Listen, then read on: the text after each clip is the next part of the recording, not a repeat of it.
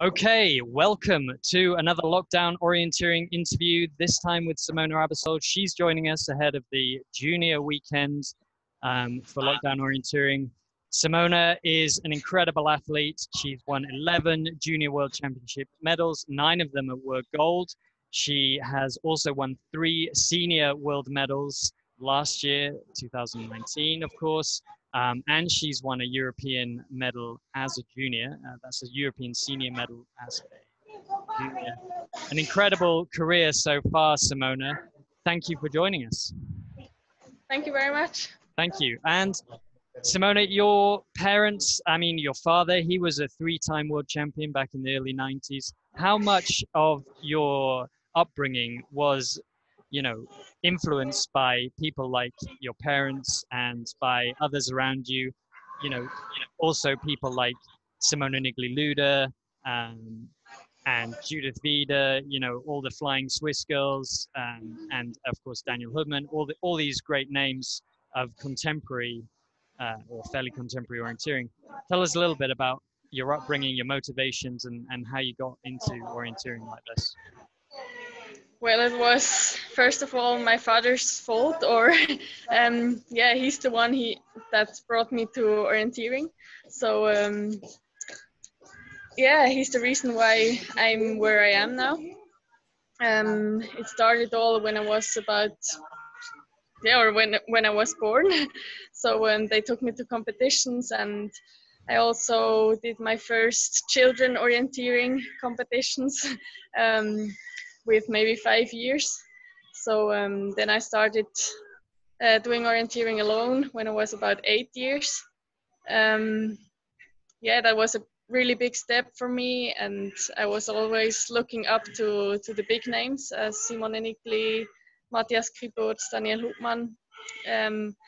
So I've always had that big dream to be like them, and to be basically where I am now.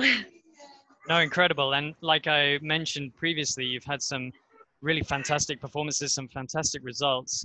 Like, do you see yourself being as good as them or even better than them? And in terms of, the expectations or just generally how you go about your life and how you go about your training, what sort of attitude do you have to be able to keep that level? Well, I've always been really motivated to train and to train for a big goal. And yeah, having all those big names around you in almost daily life in National Training Center and so on, that was a big motivation for me, and still is, because in Switzerland you always have the comparison with maybe one of the best orienteers in the world. So that's a big privilege we have in Switzerland. And yeah, it's also a big motivation, of course. Yeah. And tell us a little bit about your training and preparations throughout your junior career, JWOC to JWOC. The first JWOC, perhaps you didn't have so many expectations and winning medals was a little bit more of a surprise. But then towards the end of your junior career, of course, you were the favorite. Did you change anything year to year, or did you just keep doing the same things, knowing that, what you were doing was going to win you the medals?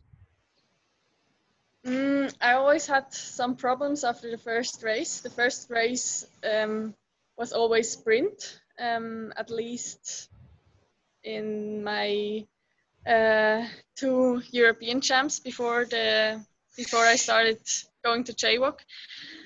So I won the sprint, and after that the next race was quite a disaster. Yeah, and I didn't really know why, and I didn't really know why it always happened that I made so big mistakes in that forest race. So yeah, I had quite a lot of pressure for my forest races after that, because I really wanted a medal there. but yeah, I just knew that I have to be calm at the start, and the pressure from the outside um, wasn't really important to me, I guess. It was more the pressure I put um, on myself. So I had really big expectations, and I wanted to perform well, of course. Yeah. Yeah, so you've won medals, multiple medals at championships over the years. Is the medal that comes towards the end of the championship, for instance, is that harder than the one at the beginning? Do you have to put in more energy, or does it over the week does it become easier to win medals?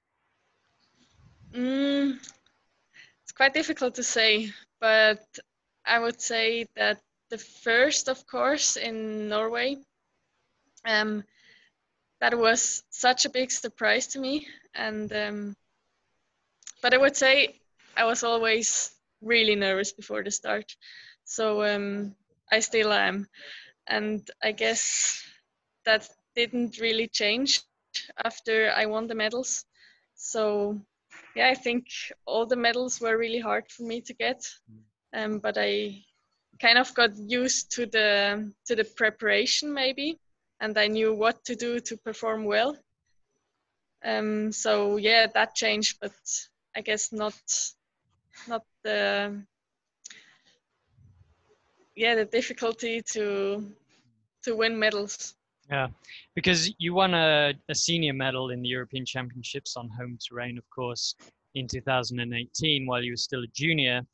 And then last year in 2019, you won 3 medals at the World Championships. So, I mean, that transition on paper looks very, very natural. But could you give us a little bit of insight into, how you managed to do that step up while still a junior? Did you do anything different in the final year as a junior or your first year as a senior? Or was it just a matter of the same recipe that has been working for you since you started orienteering? I think I found out how to prepare myself best for the competitions. That changed maybe, um, but yeah, I guess it was. I didn't have any expectations when I went to the European Champs in Ticino, um, because I knew I was still a junior and nobody was expecting anything from me. But yeah, it's difficult to say. I didn't really change anything. I just continued like I did it before, and also the World Champs in Norway. They were such a big goal for me, but only that I got there. That was already a big dream coming true, and when I was there, I didn't really have any expectations. I just wanted to perform well, and the placement afterwards was then just the addition. But yeah, the race itself was really important to me. Incredible. I mean, obviously, such a fantastic natural ability, as well as that, motivation to train hard, to work hard, to prepare, all coming together for those races, and being able to deal with the expectations or having no expectations, helping you in the mental side as well. Simona, give us a little bit then of insight what you're doing now, what you're going to do in the future, what's looking to be your main goal over the next few years, and where you see your career progressing now. Yeah, my next big goal is, of course, are the World Champs next year in Czech Republic. That will be my first real walk now that it's changed back to a whole walk with also sprint and sprint relay, and that's going to be really interesting. But yeah, that's the next big goal, and I guess I now have more than 1 year, or yeah, now 1 year, to prepare for that. And I will go to Czech Republic several times to get to know the terrain and the culture there. Also with the national team. So yeah, I'm now, all the trainings I do are for those world champs. And of course, the really big goal for a long time are the world champs in Switzerland. And now, of course, also the European champs next spring. Yeah. Absolutely. Plenty of incredible competitions on home soil coming up for you and the whole Swiss team. So undoubtedly, we'll see more great medal performances from yourself and from others. Great. Well, I'm going to just give you a little quiz at the end. We always do a little quiz with everybody. This is going to be great. So I'm going to share my screen with you. Here we go.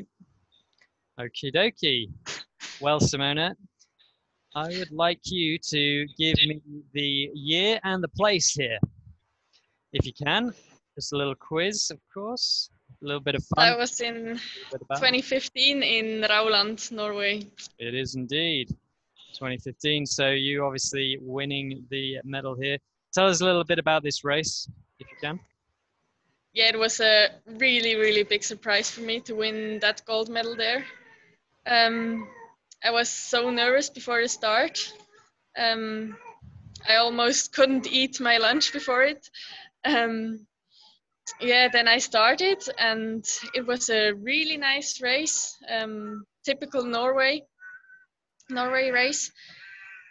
Then I heard that I was, I think, even in the lead at the spectator passage.